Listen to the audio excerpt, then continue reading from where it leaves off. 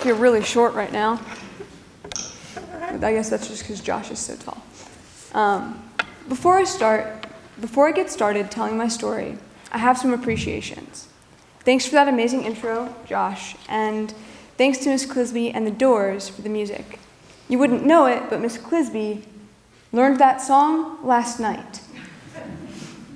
Also, thanks to Rev Hardy and the Chapel Council for making this talk possible.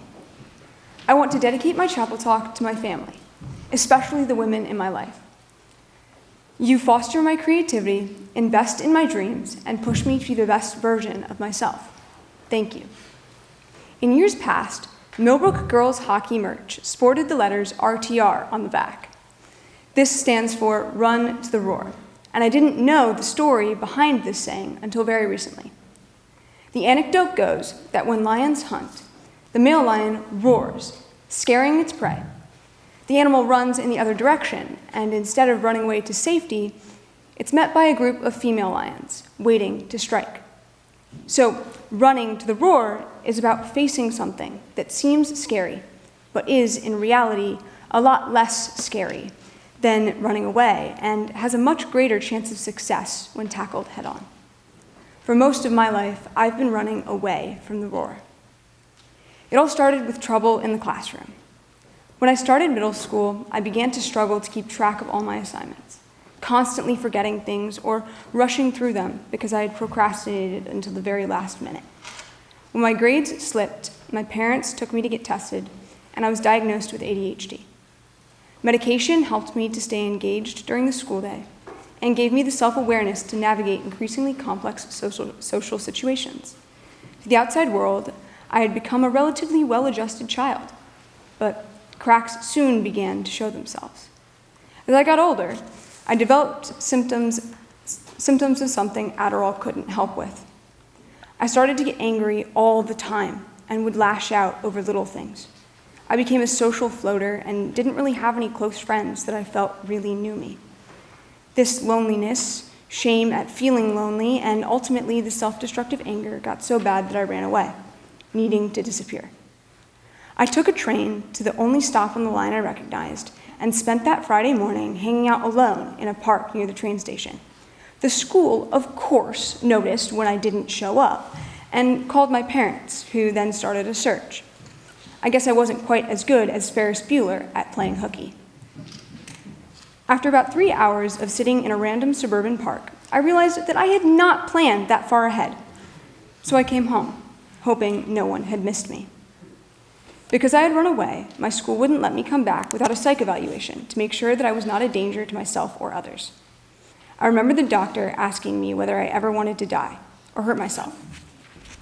I could have told her the truth, which was yes. Sometimes I thought that way. But I was terrified. I was terrified to let people down or admit that there was something wrong with me. So I lied. This was the beginning of running away from my own life. I went through the rest of middle school learning how to cheat the system. I would avoid assignments in school, waiting till the last possible moment and pretending like I knew what was going on when I simply didn't do the assignment altogether. Study and organization tools were a foreign concept. I figured that once I got to high school, I would get my act together, become a straight-A student overnight. High school was going to be the fresh start I so desperately needed. But when August of 2020 rolled around, I was confined to learning over Zoom, a global pandemic wreaking havoc on the world. Both my academic and social goals for high school were going to require me to learn skills that were really hard for me. But instead of digging in and grinding it out, I ran. I doubled down on my homework boycott and started to skip class so I wouldn't have to face the teacher I didn't do the homework for. I was so ashamed of my weaknesses because it seemed like it was so easy for everyone else. My teachers would say I had so much potential, and if I just applied myself outside of class, I could get A's. But the idea of putting everything I had into something and still failing was a possibility I couldn't face. So it became a self-fulfilling prophecy. I would pretend like I didn't care about my grades, telling myself that if I just ignored all of my problems, they would go away. Spoiler alert, that's definitely not how life works. Over the next 9 months, I lost 2 grandparents, and by the winter of my sophomore year, the box in my brain where I stuffed all the things I didn't want to feel took up almost 80% of my brain space. I started to be overwhelmed by the mental energy required to keep myself both organized and regulated in and out of school. Things as simple as fluorescent lights seemed to require so much energy to tolerate, and I could barely go 3 days without skipping class. I'm going to try not to cry during this part, so bear with me. The bad days outnumbered the good, and for a while, it was a struggle to even get out of bed. No matter how many good days I had,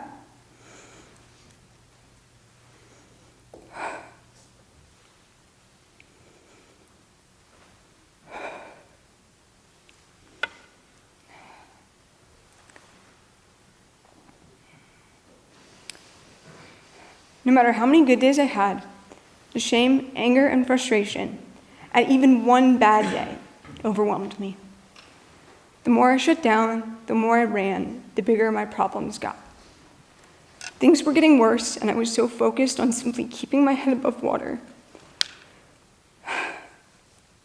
that I couldn't see a way out. Oh my gosh, guys. I promised myself I wouldn't do this, but here I am. Anyways, and it's on video forever.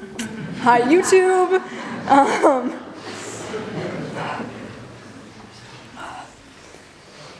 Makes my digital footprint really weird. Anyways. The more I shut down, the more I ran, the bigger my problems got. Things were getting worse, and I was so focused on simply keeping my head above water that I couldn't see a way out. The turning point in my high school career turned out to be a poem. In spring of my sophomore year, an organization came to teach my gym, or as my school likes to call it, my kinetic wellness class, about mental health. I was so angry at them because I felt so exposed, like everyone could see that I was hurting, and they would see me differently. They would pity me. So, to get my feelings out, I wrote this poem down in the margins of a handout. I've been ambushed. Of course, I'm never prepared. And maybe it's because I can't tell the difference between the demons and the martyrs. They get angry. Pictures, words that paint pictures, until the blood in my head seems so real I can even taste the iron. Until the weight of cold steel in my hands feels like a death sentence. Maybe it is.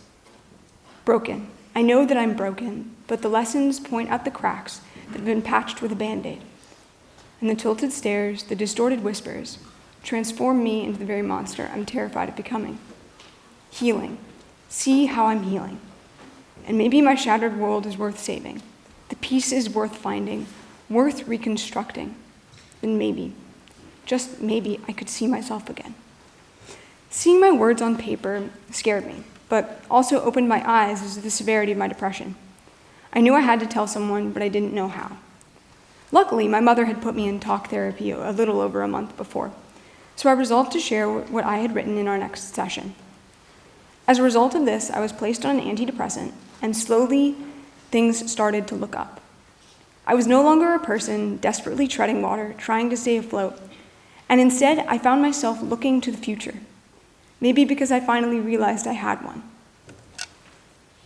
The fall of my junior year of high school was certainly an improvement from the previous two, but I still had no idea how to manage my time, prioritize tasks, communicate with my teachers, or even study for a test.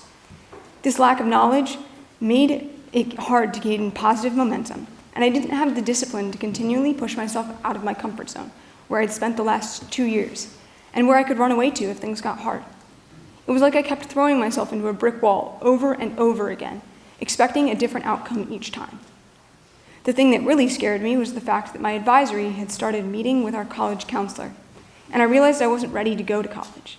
Here I was, this high school junior who hadn't had a friend over in 3 years because they didn't have any, who got mediocre grades at best, and who spent all their time doing one sole extracurricular activity when they had so many other additional passions.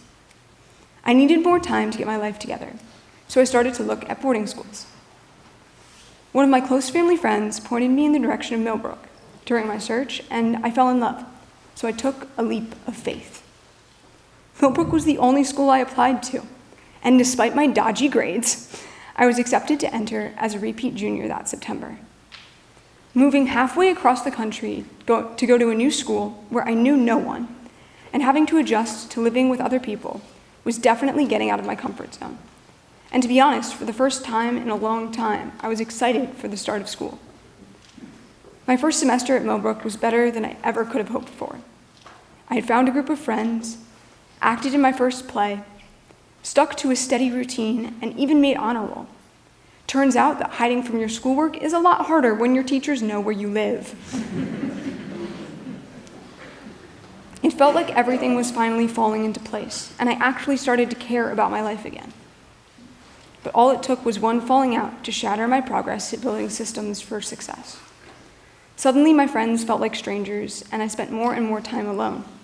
I fell back into old habits, and before I knew it, I found myself in an accountability hearing in the spring of that year.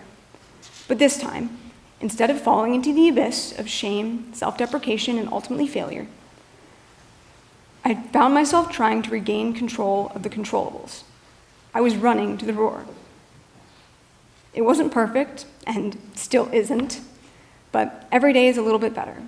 Organization, time management, communication, and confronting uncomfortable feelings like shame or frustration are still hard for me. But with the help of the adults in my life, some mindset readjustment, and organization tools like planners and alarms, I manage. The fact that my watch runs 3 minutes fast definitely helps. It took a long time to get where I am. And throughout my high school career, I have learned 4 things, which can hopefully help you as you navigate your high school experience. 1, there are going to be things that are hard for you that are easy for others, but that does not make them impossible. Learn and use systems to help you tackle those things, even if they seem silly or tedious in the moment. 2, in life, things happen. Things go wrong, days turn sour, but don't keep yourself from having good days because you are ashamed of or embarrassed by your bad ones. And don't feel afraid to ask for help if things just aren't working. 3, do the things that are scary. Try something you never even considered before and lean into being uncomfortable. You may not be the best, but you might find that it brings you joy, or at a minimum, that you learned from that experience. And finally, the longer you run from your life, the harder it is to stop. And it only robs you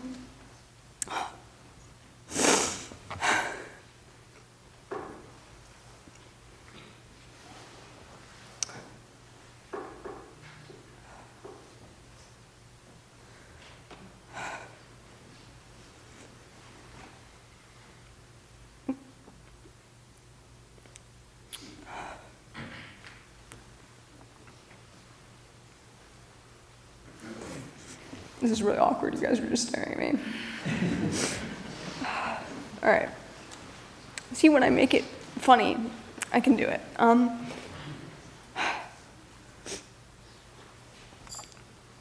The longer you run from your life, the harder it is to stop. And it only robs you the opportunity to learn the critical skills you need in order to be prepared for anything life throws at you. Don't be the gazelle that runs away from the roar. Be the one who runs towards it. Finally, I got through it. Thank you so much.